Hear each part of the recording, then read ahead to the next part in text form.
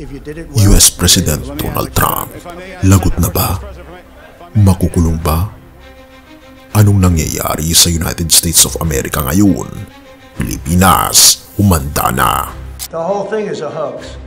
They ran the files. It's all fake. All that information was fake. Ever had a personal relationship with Donald Trump? What do you mean by personal relationships? Have you socialized with him? Yes, sir. Yes? Yes, sir. Have you ever socialized with Donald Trump in the presence of...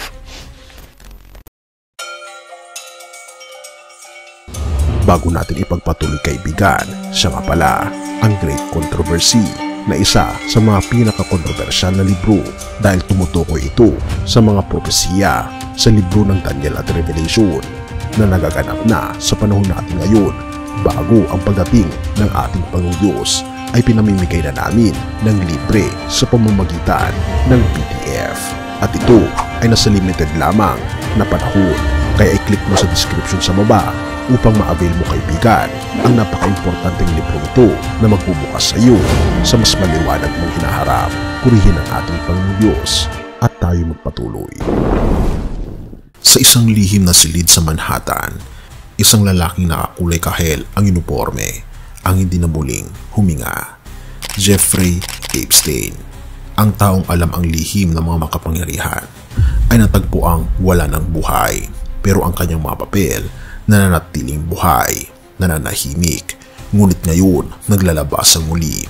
At sa gitna ng kumukulong bangin ng politika, isang pangalang matagal nang kinatatakutan ang muling lumulutang, President Donald J. Trump. Pero bakit ngayon lang? At bakit nila nanginginig ang mga dingding ng White House? Dahil may isang pangalan sa mga papel ng kamatayan. At ito hindi lang basta pangalan, ito'y pangalan ng Pangulo ng Amerika. Noong Mayo, isang ordinaryong araw na tila walang sigwa. Ngunit sa loob ng Oval Office, binigkas ang ilang salita na tila'y kulog na gumising sa katahimikan. Your name is in the Epstein files, bulong ni Attorney General Pam Bondi kay Trump.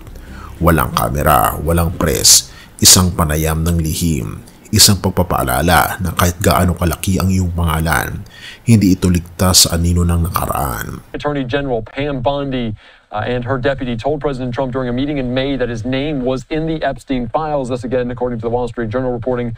The newspaper noted that Trump was also told that many other high-profile figures were named and the department did not plan to release any more documents related to the investigation.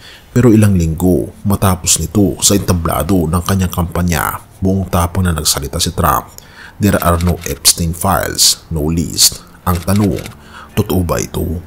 Sa ilalim ng mga ilaw ng New York noong 1990s, nagtagpo ang dalawang makapangyarihan, si Epstein at si Trump. Kasayahan, mga party, mga litrato, mga palitan ng papuri. Terrific guy, sabi ni Trump noong 2002. Ngunit ano ang nangyari? Isang falling out raw noong 2004 dahil sa isang property dispute. Pero walang dispute ang kayang pumatay sa katotohanan at ang katotohanan daw ay nasa mga papel, mga pangalan at mga biktima, mga ebidensyang hindi pa lumalabas. Bakit niya pinangakong ilalabas ang listahan pero ngayon ay tinanggi na ito? Ang tanong, totoo ba ang mga pangyayaring ito?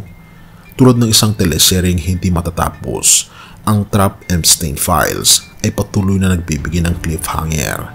Naglabas ang Wall Street Journal ng ulat, nangangalit ang mga MAGA movement, pati dating kaalyado si Elon Musk ay tila nagdududa na.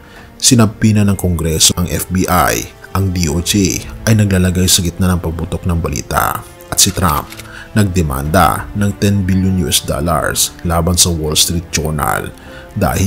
Bakit? Dahil umano sa isang sulat kay Epstein. May nilalaman daw itong malaswang pagnanasa. Lihim, sulat kamay, mapangnin lang daw. Ngunit habang dinidinig ang demanda, may tanong ang taong bayan, kung walang itinatago, bakit tila takot magpakatotoo sa mga eskinita ng Maynila? At ang tanong ay, makukulong ba talaga si Trump? O maapektuhan ba ang kanyang gobyerno? Anong mangyayari sa ating bansa, mga kaibigan? At ang tanong, totoo ba ang mga paratang sa kanya? Sa gitna ng lahat ng kaguluhan, kasinungalingan at pagtatakip ng katotohanan sa mundong puno ng ingay at pagtataksil, may tinig na hindi kailanman nagsisinungaling. Isang paalala, isang pangakong walang kapantay. Hindi ito galing sa sinuman sa gobyerno. Hindi ito lihim na nakatago sa mga papel. Ito ay pag-ibig na isinulat ng ating Panginoon sa krus at isang pagbabalik na walang makakapigil. John 14 verses 1-3. Let not your heart be troubled. You believe in God, believe also in me. In my Father's house are many mansions. I will come again and receive you to myself, that where I am, there you may be also. Habang bumabagsak ang haligi ng sanlibutan, may isang hari na hindi kailanman nawalan ng kapangyarihan at siya ay babalik kaibigan bilang isang hukom at kukunin ang mga taong nagmamahal sa kanya. John 14 verse 15. If you love me, keep my commandments. Kaibigan, ikaw, handang-handa ka na ba? Have mercy, O God, at purihin ang ating Panginoon Diyos. Tayo manalangin. Ama naming Diyos na makapangyarihan sa lahat, kami po'y lubos na nagpapasalamat sa iyo, sa inyo pong kabutihan sa amin. Salamat sa inyo pong walang sawang pagbibigay sa amin nang upang sa ganun ay makita po namin ang big picture kung bakit po kami nandito sa lupa at hindi po kami tagalupa kundi tagalangit o aming Panginoon Diyos. Tulungan niyo po kami ipasakop ang aming buong puso sa inyo at tanggapin niyo po kami bilang inyong mga anak. Pinupuri po namin kayo't pinapasalamatan o aming Panginoon Diyos sa inyo pong pag-ibig sa amin. Patnubayan niyo po ang aming bansa at gayon din po si Donald Trump. Salamat Panginoon Diyos sa inyo pong pagmamahal at patawarin po kami sa lahat ng aming mga pagkukulang at pagkakasala sapagkat ito po ang aming samot hiling sa matamis na pangalan ng aming Panginoon Jesus. Amen.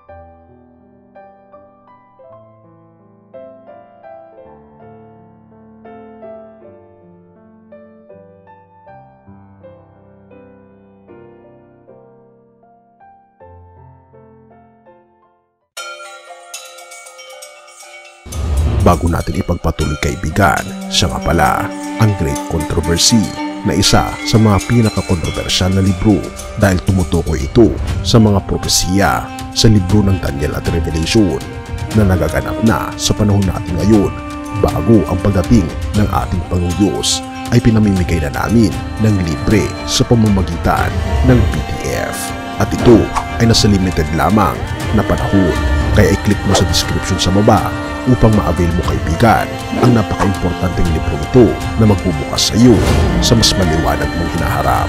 Purihin ang ating Panginoon Diyos at tayo magpatuloy.